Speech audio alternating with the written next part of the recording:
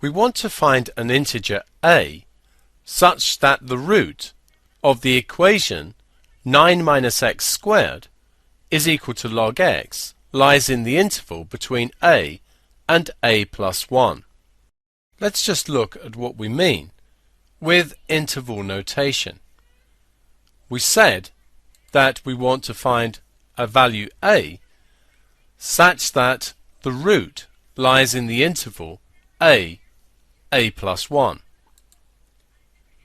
What this means is that if alpha is our true value, then it lies between a and a plus 1, with a and a plus 1 not included.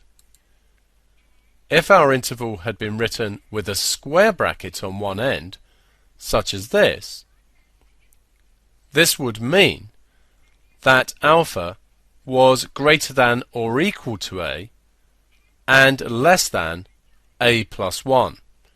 So with interval notation, a square bracket means included and a round bracket means not included. Now let's consider our equation. Let's let f of x be equal to 9 minus x squared minus ln x. If we look at the equation, we've subtracted ln x from both sides of the equation. And we must always do this. We need one side to be 0, because then we can look for roots of f of x being equal to 0. As we've discussed previously, if we can find a change in sign of f of x, we then know the root is in a particular interval. Here we only need to look at values of a greater than or equal to 0. And this is because if we think about the log function, its domain is only values of x which are positive. Therefore the smallest a could possibly be is 0.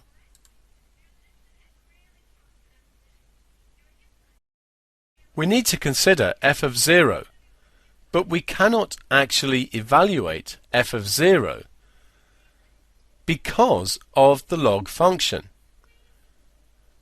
ln 0 does not exist. It goes off to minus infinity. If you think of the graph of log x, the y-axis is actually an asymptote.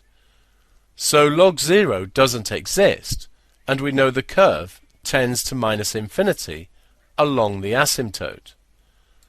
However, what we can say is that f of 0 would tend to infinity, since we have 9 take away 0, take away something that's tending to negative infinity. So minus minus makes a plus, and this tends to infinity.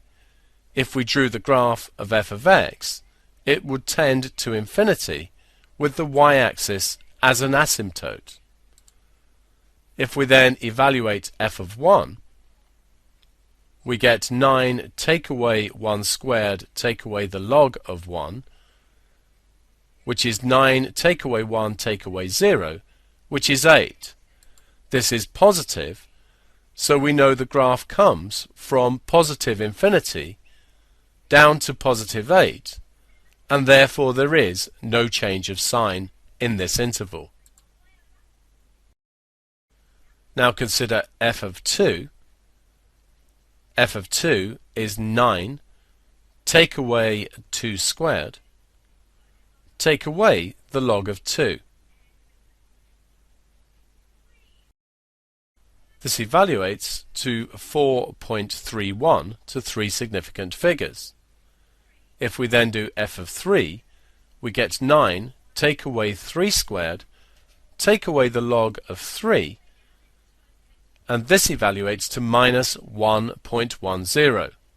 So we have our change of sign. We can see the change of sign happens between x is 2 and x is 3. So we have the interval 2 to 3, And since we were after the interval a to a plus 1, it follows that a must be equal to 2.